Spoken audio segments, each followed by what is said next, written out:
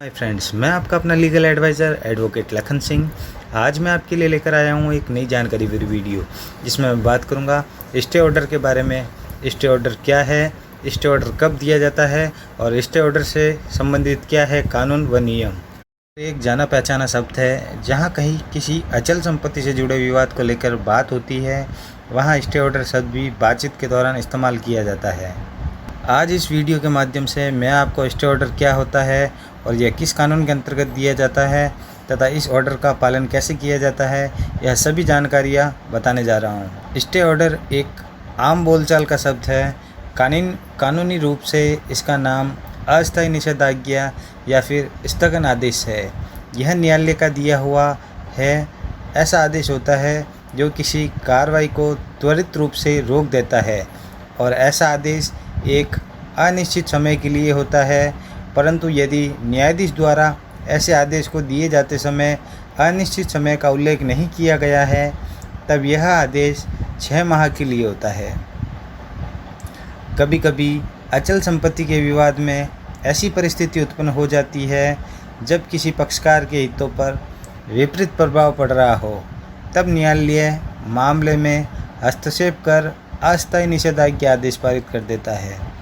जैसे कि किसी व्यक्ति के खेत पर किसी कानूनी प्रक्रिया को बताकर कब्जा किया जा रहा है, तब वह व्यक्ति उस कब्जे के विरुद्ध प्राथमिक स्तर पर न्यायालय में कोई वाद संस्कृत करता है।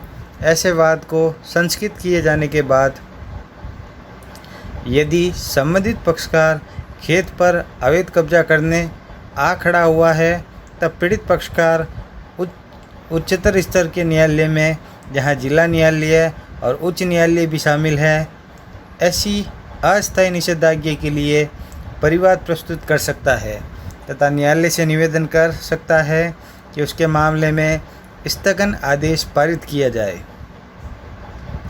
इस प्रकार का स्टे ऑर्डर सिविल प्रक्रिया संहिता के आदेश 39 और नियम 1 और 2 के तहत दिया जाता है।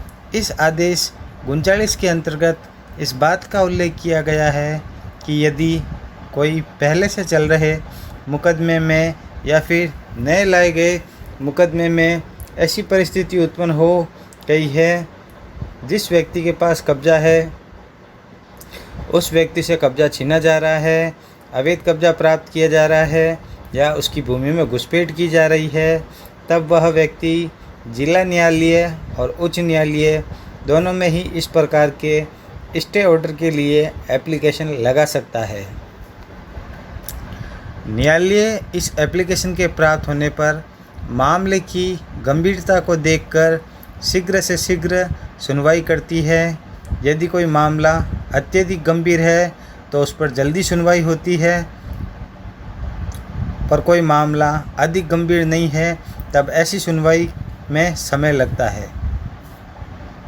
दोनों ही पक्षकार को न्यायालय में उपस्थित होकर एक दूसरे के तथ्यों से न्यायालय को अवगत कराना होता है।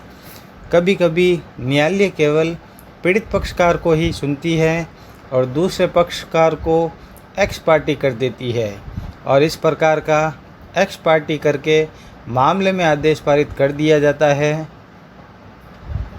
दोनों ही पक्षकार को सुनने के बाद न्यायालय कब्जे से संबंधित सबूतों को देखती है, वाद से संबंधित सबूतों को देखती है, उसके बाद अपना आदेश पारित करती है। यह आवश्यक नहीं है कि न्यायालय हर मामले में ही स्टे ऑर्डर प्रदान कर देता है। जहां उसे लगता है कि निषेधाज्ञा प्रदान करने की आवश्यकता नहीं है, वहाँ न्यायालय किसी प्रकार का स्टे ऑर्डर प्रदान नहीं करता। मिजोरम राज्य व अन्य बनाम नेटर्स पूजा फर्नीचर प्राइवेट लिमिटेड व अन्य के मामले में स्टे ऑर्डर से संबंधित कानून को बताना चाहता हूँ। किसी भी कोर्ट को स्टे देते समय 3 पहलुओं पर विचार करना चाहिए, जैसे सुविधा संतुलन, अपूर्णीय क्षति या चोट, प्रथम दृष्टया मामला। जस्टिस दीपक गुप्ता और जस्टिस अनिरुद्ध बोस की बेंच ने मिजोरम सरकार द्वारा हाईकोर्ट के आदेश के खिलाफ दायर अपील पर विचार कर रही थी, जिसमें यह निर्देश दिया गया था कि चूँकि रीट पिटीशन का अंतिम परिणाम लंबित है, इसलिए दिनांक 4/6/2019 को रुचि अभिव्यक्त कर चुके पेपर लॉटरी ड्रॉ के सभी अनुसरणकर्ताओं को स्थगित रखा जाए। स्टे ऑर्डर लेने के लिए भी सबूत प्रस्तुत करना होते हैं और न्यायालय में यह साबित करना होता है कि यदि किसी मकान पर किसी व्यक्ति द्वारा कब्जा किया जा रहा है तो ऐसा कब्जा अवैध है और जिस व्यक्ति ने स्टे ऑर्डर के लिए निवेदन किया है उस व्यक्ति को यह साबित करना होगा कि उसके पास पूर्व से मकान पर कब्जा है और किस नाते उसका कब्जा वैध है।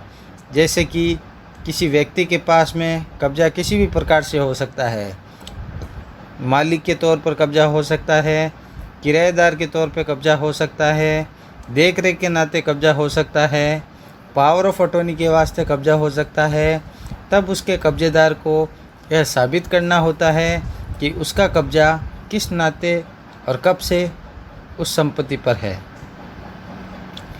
यदि यह दोनों बातें न्यायालय में साबित कर दी जाती है तो तीसरा सबसे बड़ा प्रश्न यह उठता है कि क्या इस विवाद से संबंधित कोई मुकदमा किसी न्यायालय में चल रहा है या फिर कोई नया मुकदमा लाया गया है।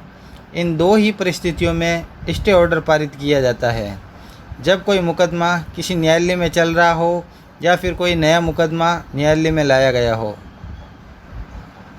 एक उदाहरण के माध्यम से मैं आपको स्टे ऑर्डर के बारे में समझाना चाहता हूँ।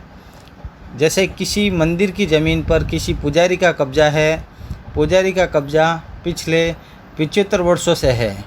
उस पुजारी का यह दावा है कि वह जगह मंदिर की नहीं बल्कि मंदिर की देखरेख करने के बदले किसी समय के शासक द्वारा वह ज़मीन उस पुजारी के पुरखों को दी गई थी।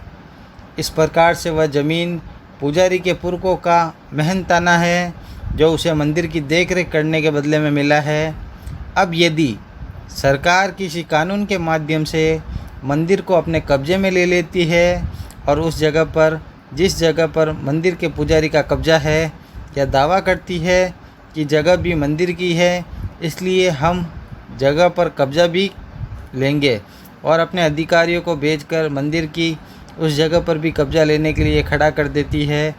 ऐसी स्थिति में पुजारी को पहले वाद संस्कृत करना होगा।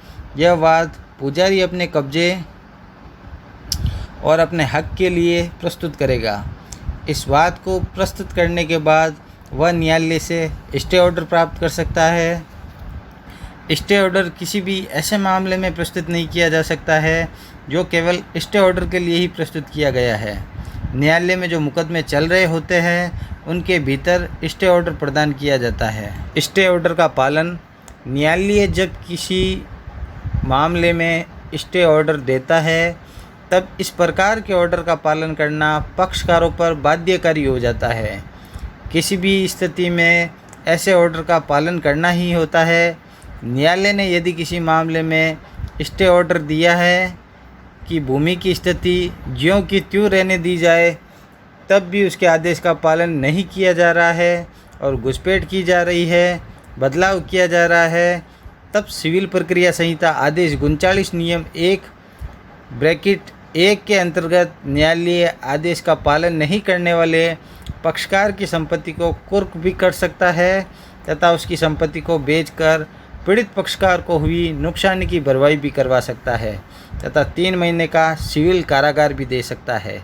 तो आई होप मेरे फ्रेंड्स मेरे द्वारा दी गई ये जानकारी आपको पसंद आई होगी।